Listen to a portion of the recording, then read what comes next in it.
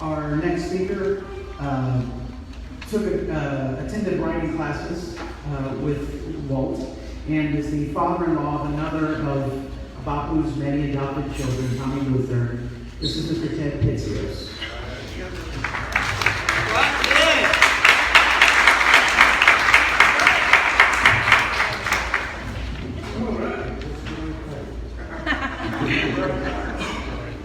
I met Walter through my one son.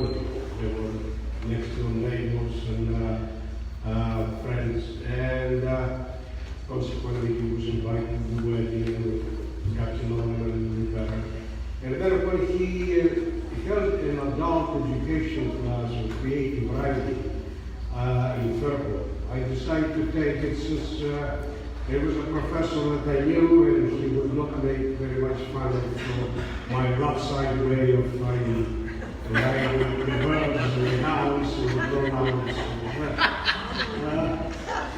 As it turned out, Walter was one of the few, actually, individuals in that profession who saw teaching as a calling rather than an occupation that does not require heavy lifting and other work.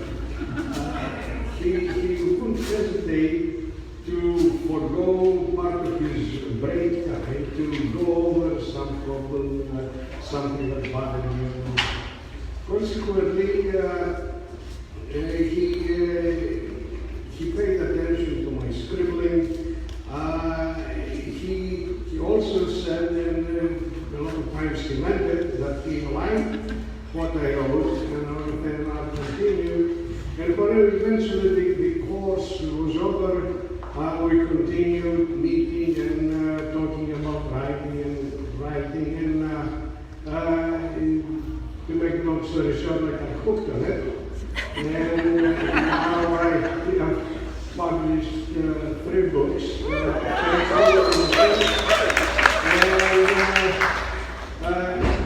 When I get frustrated when I receive rejection letters, I blame Walter.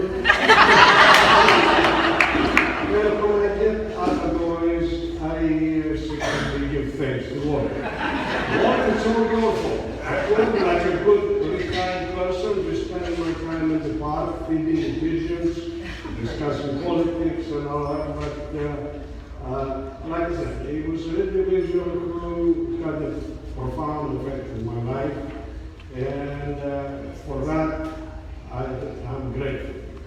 Another common point besides literature, because with Walter, was that he served in the coast, and in my younger days, I was in the merchant marine, and consequently, we had some common bond, and we talked about the sea and climate and so on. So I think a little bit closer, it would be befitting if I just read a couple of verses of a favorite poem of his. It's called Crossing the Bar by Alfred Ron Tennyson. Sunset and an evening star, and a clear call for me, and may it be the morning of the bar when I set out to sea. Twilight, an evening bell, and after that, the dawn. And may there be no sadness of farewell when I embark. Thank you very much.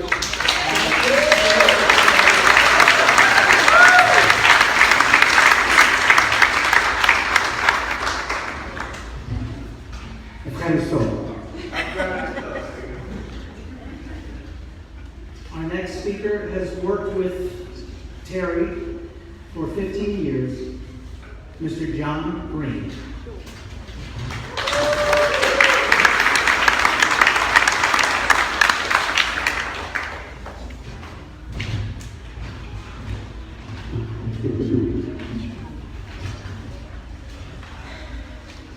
The menorah. We married for love. We had little else but clothes, and even that seems superfluous. Our parents saw to it that we had a car, something old, borrowed in blue, a decent place to stay, a a succession of warm meals. I went to the office daily in my navy whites and brought home bills to pay the nagging bills, while she at home dreamed up an evening and a night together full of jungle drums. The moon followed us everywhere, and stars twinkled like teardrops on the boughs of heaven. The first year passed like a holiday. We had furniture to move when I was transferred, and a baby girl, and 5 or 6 old books. Away from home we barely managed, to keep up appearances. We paid the bills. But mostly we discovered war between us, hot words, and the liquid sweetness of the truce. While life at the office dragged to its tedious length through calendars and the clock crept toward 5, we argued on the phone, anticipatingly, and faced off at night like breathless savages. And then it dawned on me. I was getting older, leaving the service, entering married life with 2 baby girls to think about, a mobile home, a wife, a car, warm meals, the works. And I had nothing. Nothing. No job, no property, no education, nothing but fantasy and bills. I recall the day in a trailer park. I was alone in a field of clay, too young for sodding. Riverbeds of erosion scarred the field, and nothing took root but the hardiest of weeds. Tall, hairy, square-stemmed, broad-leaved plants strewn there by nature without human care. Useless things, despised by anxious gardeners. Yet, in their own right, they were flourishing structures of mystical design. I admired their faith, their willingness to bloom untended and move on. And I saw behind the trailer park a stand of pines, a whole loblolly nation, sprung from a land too young for oaks and elms, where in the scraggly branches among the cones sat 7 flaming cardinals, plump with life, whistling a paean to our carefree faith.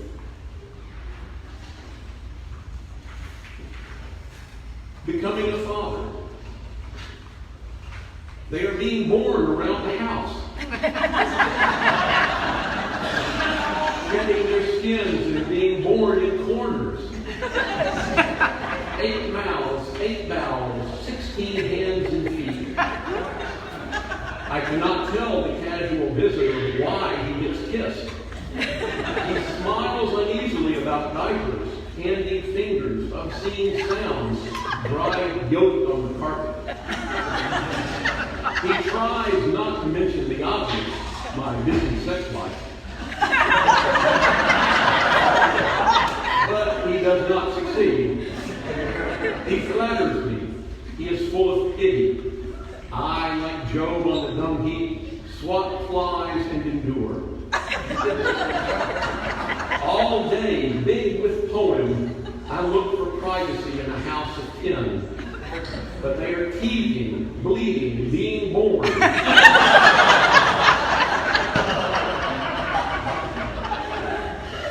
cry, Daddy, from the bathroom. Daddy, Daddy, from the bed. They are tipped and topped around my typewriter. They wrinkle my manuscripts with tears. Hush, says their mother. She is trying to ease them to sleep. Hush, I kiss them where it hurts. But silence is a thin veil for their suffering. In our house they live in, our bad dreams. Snug in our beds, they hate us sweetly.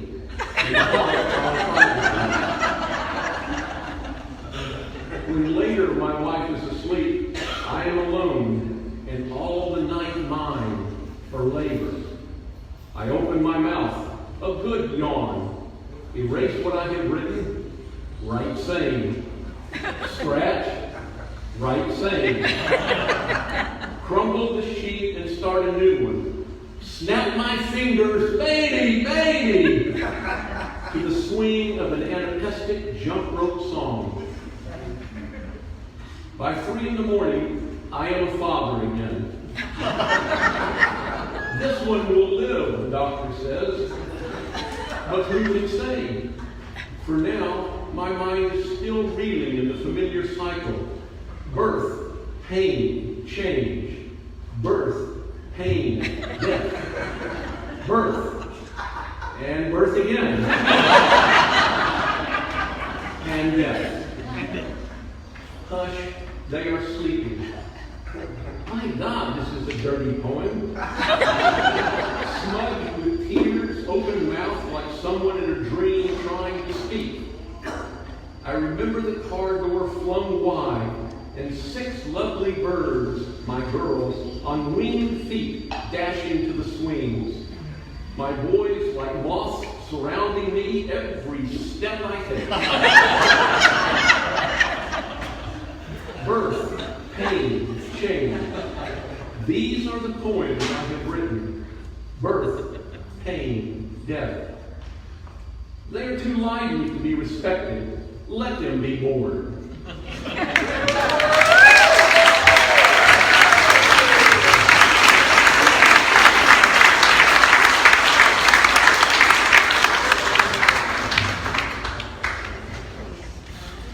Next up is another of Walt's great-grandchildren, Shadow Williams.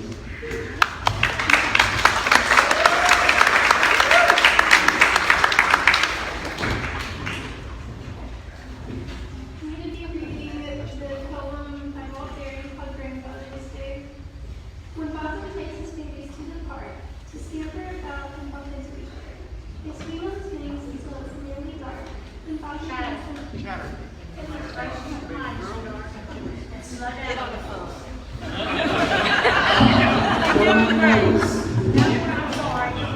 You're doing good, baby. When Babu takes his babies to the park to scamper about and bump into each other, they swing on the swings until it's nearly dark. Then Babu brings them home, back to their mother. But he first persuades them, since they've been so good, that he must stop on their way home and get each a burger and fries, which has his favorite food, second to ice cream. Oh, and ice cream. Well, it has been that way all afternoon. Babu is the oldest child. He doesn't play, and he makes sure that everyone has fun, and he hears each child, whatever each child has to say. His job is to keep the peace by not demanding and not deciding who is right or wrong. He speaks with common sense and understanding. He sees to their needs and lets them get along. He will say nothing to the larger child who strikes the smaller or gives her a shove. Instead, he pets the poor thing till the wild and older child wants to share a love. So then, unchallenged, the offending one cares for the smaller child. Now there are two, giving her love and not to be outdone. The smaller child starts acting like Babu. They care for the other children, 4, 5, 6, 7 kids, all caring for the others. Some pushing the swings, some holding hands, some doing tricks, some stand and watch beside their smiling mothers. For this is Eden, land of free and fair. Here, love goes out to the lizards and stuffed dolls. Here, children swing to the treetops if they dare, and Babu is here to see that no one falls.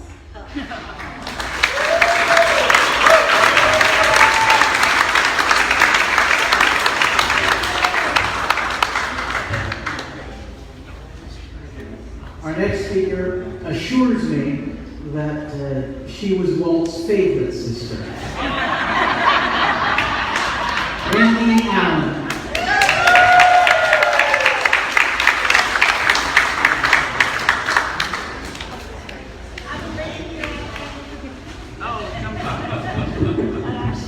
She's tough. She got this. I could say that because nobody else is here to admit. Before I read the poem, I want to commend all of you all, the children and grandchildren, for putting this together. This is an amazing tribute to my brother. And I want to thank you.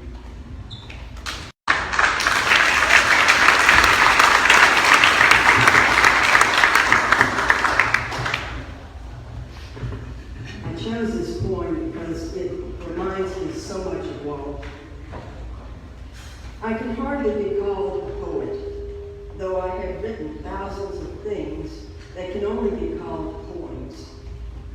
Nor can I say I'm an artist for all my art, nor a teacher insofar as I've taught. Certainly not a scholar, probably not even a thinker, although I'm a person who often discusses ideas. The bar is set low. I'm a person, and my aim and delight is to show those around me what a person can do if he or she draws things or writes things or discusses ideas. History will take no note of me. My neighbors take no note of me.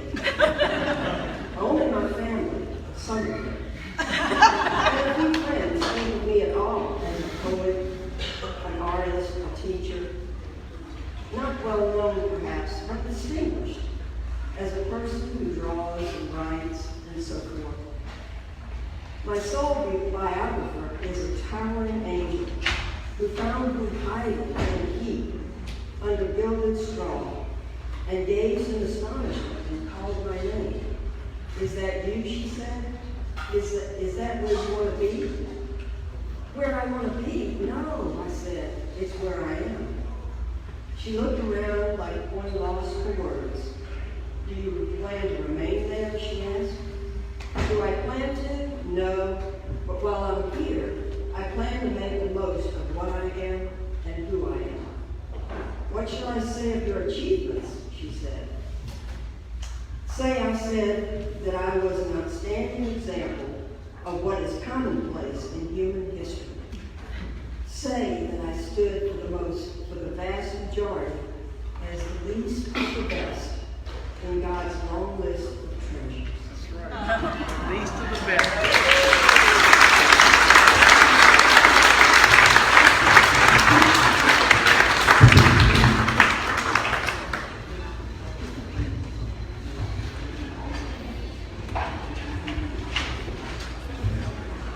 Next, we're going to have a special presentation from someone who is walking tomorrow, graduating with his master's degree, my brother who has educated himself and will go far, Luke Andrianopoulos.